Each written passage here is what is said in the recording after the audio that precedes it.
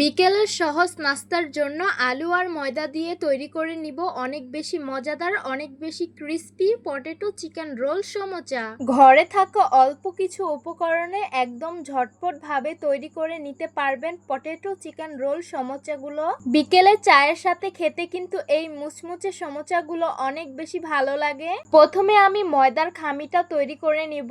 ময়দাগুলো সামান্য তেল আর লবণ দিয়ে সুন্দরভাবে মিশিয়ে নিয়েছি। সেই ভিডিওটা স্কিপ হয়ে গেছে। তারপর পরিমাণ মতন গরম পানি দিয়ে এটাকে সুন্দরভাবে একটি ডো বানিয়ে নিতে হবে। তো দেখতেই পাচ্ছেন আমি সুন্দরভাবে একটি ডো বানিয়ে নিয়েছি। সিদ্ধ করা আলুগুলোকে আমি খুব ভালোভাবে ম্যাশ করে নিব। আপনারা আপনাদের সুবিধা মতন যে কোনো ভাবে আলুগুলোকে ম্যাশ করে নিতে পারেন, তবে খেয়াল রাখতে হবে আলুর মধ্যে যেন কোনো বড় টুকরো না থাকে। আলুগুলো আমি সুন্দরভাবে ম্যাশ করে সাইডে রেখে দিয়েছি। ভেজে রাখা শুকনো মরিচগুলো সামান্য লবণ দিয়ে সুন্দরভাবে চিলি ফ্লেক্স বানিয়ে নিতে হবে। তো দেখতেই পাচ্ছেন শুকনো মরিচ ভাজা আমি চিলি ফ্লেক্স বানিয়ে নিয়েছি। ভেজে রেখেছি বেরেস্তা, সেগুলো দিয়ে দিব। পরিমাণ মতন সরিষার তেল দিয়ে আলু ভর্তাগুলো সুন্দরভাবে বানিয়ে নিতে হবে। এই তো আমাদের আলু ভর্তাটা কিন্তু সুন্দরভাবে বানিয়ে নিয়েছি। সিদ্ধ করে রাখা ছাড়ানো চিকেন গুলো এখন দিয়ে সুন্দরভাবে মেখে নিতে হবে। সমোচার জন্য আমাদের আলুর পুরটা তৈরি করা হয়ে গেছে। এবার এটাকে এক সাইডে রেখে দিব। একটু ভারী আর একটু বড় সাইজের একটা রুটি বেলে নিব। নরমালি রুটি পরোটা আমরা যেভাবে পাতলা করে তৈরি করি, এই রুটিটা তার থেকেও একটু ভারী করতে হবে আর একটু বড় করে বেলতে হবে। রুটিটা বেলা হয়ে গেলে আমি রুটির মাঝখানে একটা ছোট বাটি বসিয়ে দিব। বাটির চারপাশে আলুর পুরটাকে ছড়িয়ে দিব।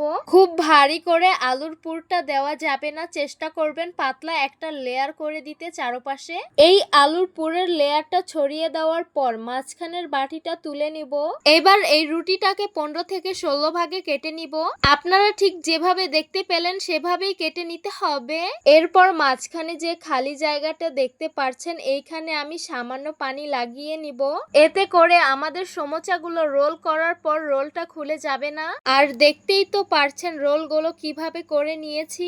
একদমই সহজ একটা ব্যাপার, একটু খেয়াল করলেই আপনারা বুঝতে পারবেন। এভাবে বাকি সবগুলো রোল তৈরি করে নেওয়ার পর আমি এগুলোকে ভাজতে চলে যাব।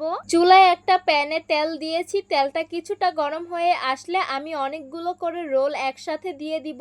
একসঙ্গে অনেকগুলো করে রোল ভেজে নেওয়া যাবে। তো দেখতেই পারছেন আমাদের সবগুলো রোল ভাজা হয়ে গেছে। এখন একটি স্টেনার ছাঁকনির সাহায্যে সবগুলো উঠিয়ে নিতে হবে। বাস তৈরি হয়ে গেল পটেটো চিকেন রোল সমোচা। একদমই সহজ একটা রেসিপি। আর এই মুচমুচে সমোচাগুলো খেতে কিন্তু অনেক বেশি মজা হয়েছে। বিকেলের চা কফির আড্ডায় যদি থাকে এই রকমই মুচমুচে আলুর সমোচা, তাহলে তো আড্ডা একদমই জমে যাবে। আশা করছি আমার আজকের রেসিপিটা আপনাদের কাছে খুবই ভালো লেগেছে আর সহজও লেগেছে। তাহলে আজকে এই পর্যন্তই। সবাই অনেক বেশি ভালো থাকবেন, সুস্থ থাকবেন। আল্লাহ হাফিজ।